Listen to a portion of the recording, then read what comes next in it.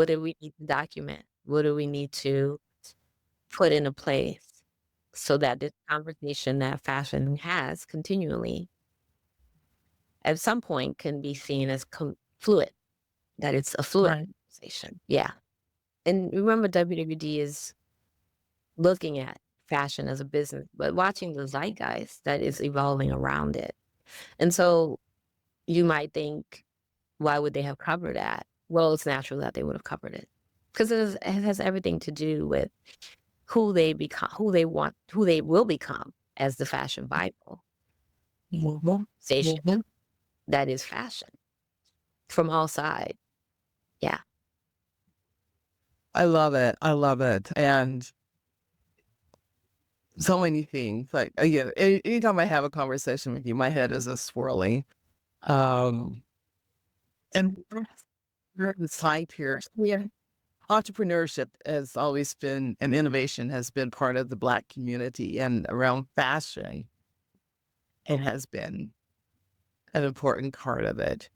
Yeah. And the fact that WWD was really documenting industry, the business part of the industry, it does make sense that these stories would be heard. Yeah. Are there any other, for the first, you've covered 100 years of platforms For the of first, style, influence, and culture. Are there, during the first 25 years, you've covered some, are there any others that stories? oh yeah, Or- I know that the idea that NAFAD, I didn't know NAFAD. They are trailblazers to me. They are trailblazers. WWD takes it's looking at New York is going to have a golden jubilee.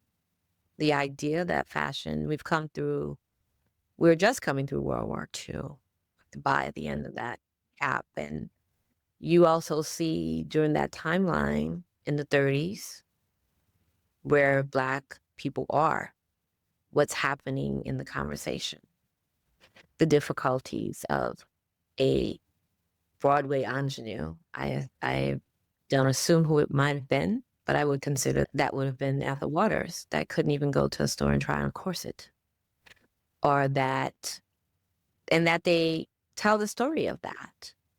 And they ask the Black community, young ladies saying to them, we would do if we had our own department store.